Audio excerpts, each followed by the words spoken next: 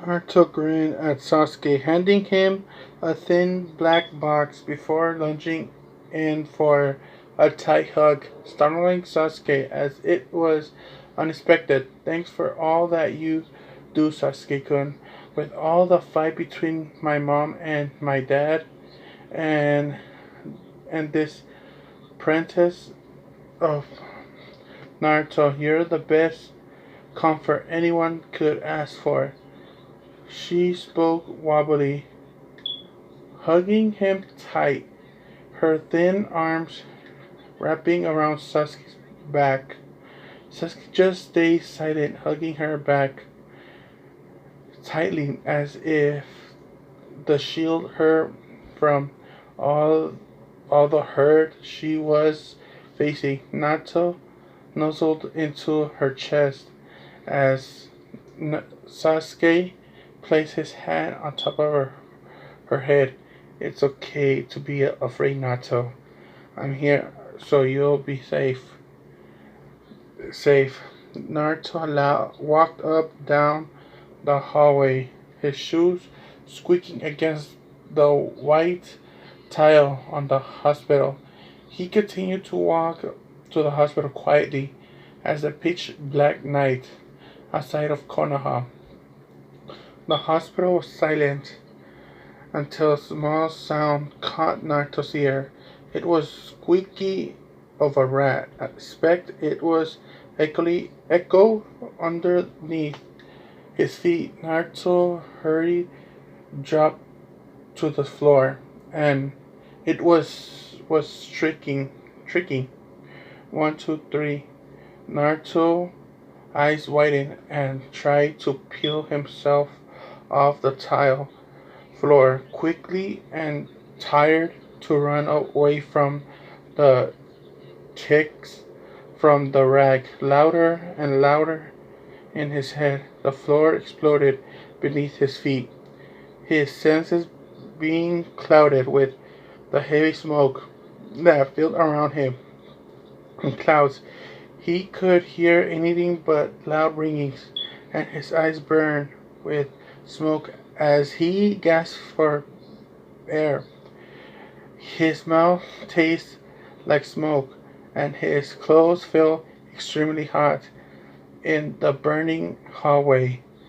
His legs hurt, burning, scarred across his body. As he tried to ignore the blood that leaked from his arms and burned that plunged his body, he tried to crawl to the exit. He could see the light of the day outside of the glass door. He ignored the charred hot tiles and the glass of the broken window that dug into the flesh, left bones stain on the floor. He could see his escape. He just had to breathe a little longer. He just had to get outside and call for help.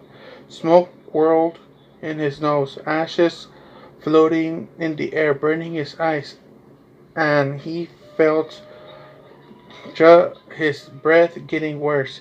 Just a little further, Naruto told himself, reaching for the glass door with his scarce hands. He, he soon felt his breath get heavier and weaker, and smoke finally filled his throat. He became dizzy. His head spun as he fell to the ground, his eyes lid closing with every blink on his eyes. Bloodbath appeared in his mind until he saw the burning hell around him. It burned strongly. The causing fire showed Naruto he was going to die. It was as if his fate he had finally been decided. It was time for him to leave this world. Time for him to abandon the troubles that had hurt him all his life. Finally closing his eyes, Naruto accepted death. Accepted it was the smoke, and he grew stronger. And as the smoke filled his lungs, I wanted to fight for all of you. Sakura, Natto, Sasuke, Bloodbath, Ino, but I was weak, too scared to face death for you, too scared to sacrifice myself for you. Now it's too late to say I'm sorry, and I will leave the world soon. I'm sorry, Bloodbath. It won't be there to save you. I'm sorry, Sakura. I won't be there when you regain your memories. I'm sorry, Nato. I won't be there for your joining promotion. I'm sorry, Sasuke. I won't be there to help master your Mangekyo Sharingan. And I'm sorry, for all the times I ignored you for Sakura and many other students. You are skilled and valuable, but I won't be there when you master your katana skills I taught you in the beginning. I'm sorry. I won't be there to see you grow into a best ninja you can be. I'm sorry for abandoning you. I'm sorry, Naruto Uzumaki. Naruto neglected and the prophecy. Finn. Nato bowed her head into Sasuke's chest, being careful as he reacted hair, golden hair covering her surrounding her face. She gave a small smile as she slowly grabbed her bag, taking a thin black box out of it, carefully swiping her hair behind her face. She handed Sasuke the box. A small smile crossed her face as he looked at her confusedly. Shrugging, Sasuke carefully peeled the lid off the box, two pieces of marble shining against the black soft cloth of the box. Two necklace chuckled, not to point to the two objects held by the thin brown staring. Can't you see, Sasuke? This is yin and yang, she exclaimed. Picking one with the white side is a yin and yang and place it around her neck. Still being silent, Natto sighed at Sasuke, rubbing her hair sheepishly. Yeah, see, Sasuke, I just really think that you've been an amazing teammate. You feel like another half of me. She muttered as if it was important. Sasuke being to reply, embraced this warmth hand in her cold one, as a slight smile graced his lips. As he began to speak, a sudden boom and eruption of the smoke interrupted his speech, clenching the brown thin string. Sasuke placed the black part of the yin and yang necklace around his neck, offering a smile towards Natto. Sighing, struck his hand on his pocket. It seems our ramen hangout has been cut short. Natto nodded, her hand still stuck on the beautiful crystal gem around her neck. Preparing to go, Sasuke offered his hand to let's go. Save whoever's in that explosion. Yang, he joked, played on the idea they had matched necklace. Taking his hand, Natto grinned. You got it, Yang. She then began to take off, dragging Sasuke along playfully. Little did they know the very boy who had brought them together, their mentor, was cancelled in the ashes of building. Naruto couldn't breathe, and the breath of the explosion had crushed the top of him. Smoke filled his lungs, making him incapable of getting out. His eyes had begun to water. The wants to live assured his eyes. He had proceeded to begin turn into a dark gray, slowly began to deprive of his life, screaming at top of his lungs. Ash began to flow to the room surrounding, becoming horrible hot fire. Spew from every corner. Once sterile white walls being turned into bright side of orange and red from the flames. Naruto's skin began to peel from the heat in which he kept screaming in pain to no avail. His scream rang through the village, but he was anyone willing to save a QB brat? Giving up, Naruto allowed his eyes to slide closed. He let his body become one with the fire and ashes. Choking, he mustered enough strength to speak. I'm sorry, Sasuke.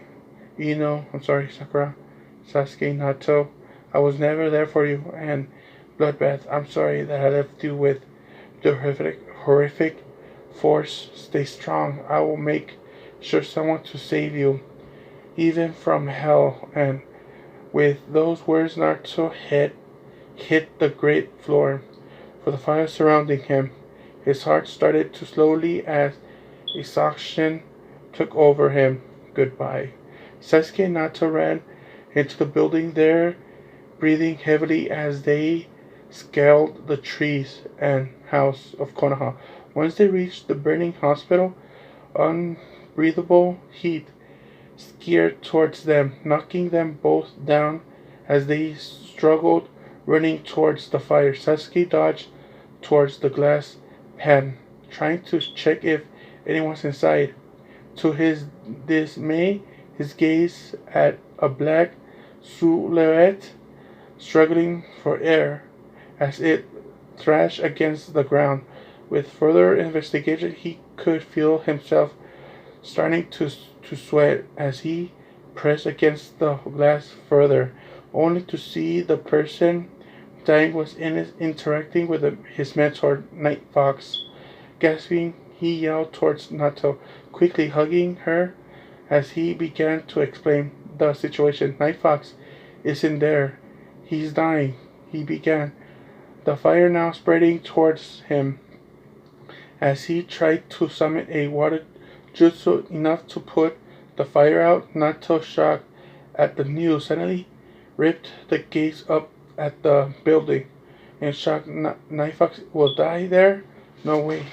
To get out of that, she gasped, trying to recognize any possible method to madness occurring around them. Turning around, Sasuke searched far and wide around him for any sign to help. Ambu was far away, reached in time. Even as they sped across the village, the only one who could save anyone Night Fox would be them.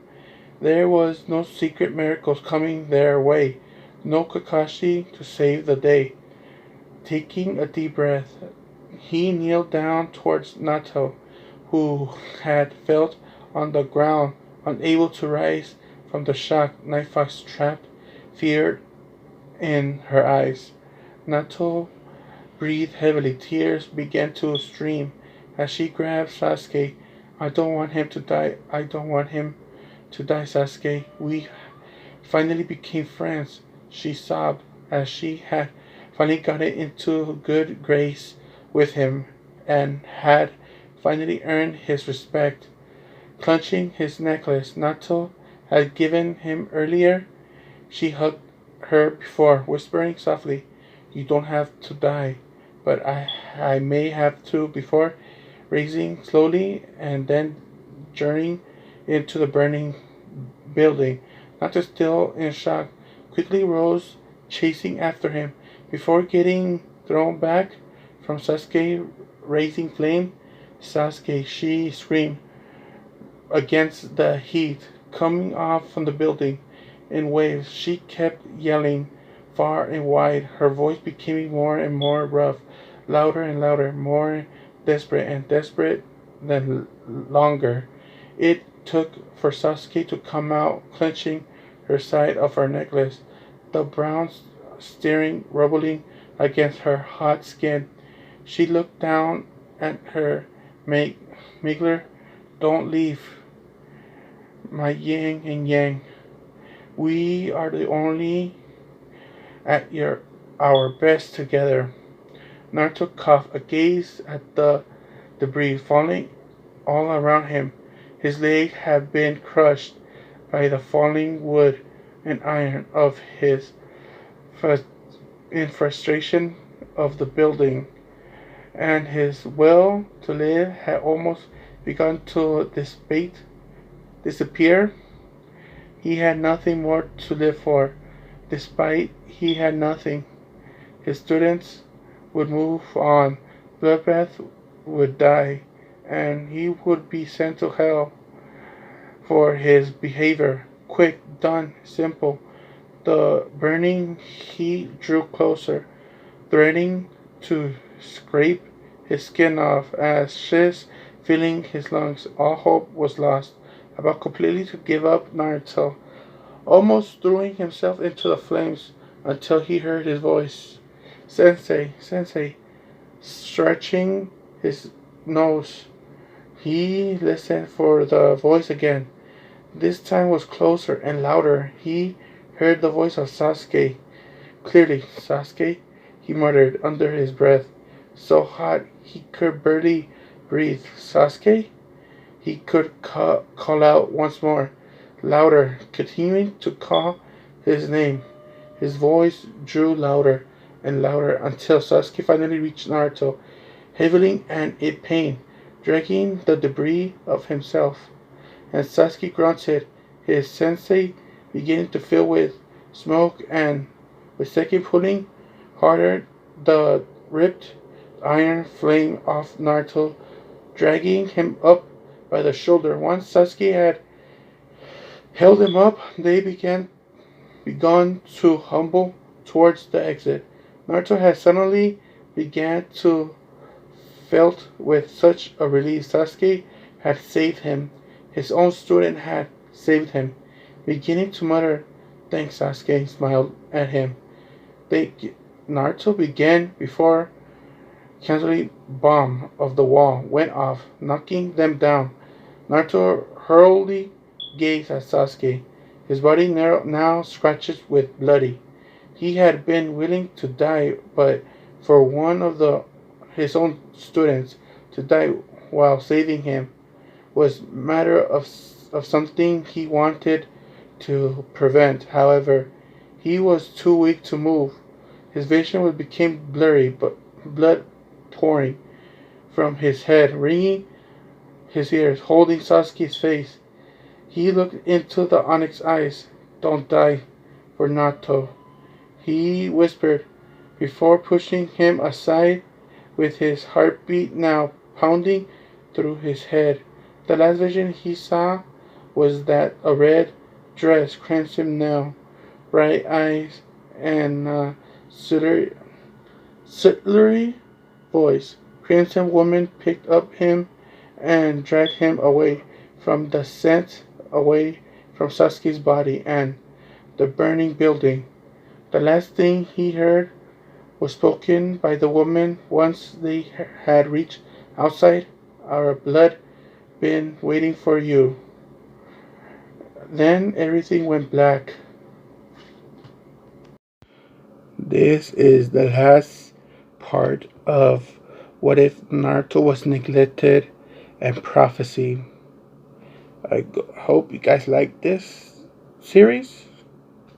It was short, and I brought it back. Just one episode, one part. It was the whole series, but I hope you guys like it. I may continue it once the creator makes more of the Wattpad, or I make it my own. So yeah, I got one thing to say to this creator. I love the story. Best What If I've ever read. It's one of my, I'll say my top 3. No. Yeah, top 3 of my What If Naruto Was Neglected and Prophecy. So, I hope you guys will like it. Like the little series of What If Naruto Was Neglected and Prophecy. Hey, maybe I make another Naruto was neglected and prophecy in my own version. So yeah, here's here's yeah. I hope you guys enjoyed it and do that all good shit, all the stuff, like, subscribe, all that stuff.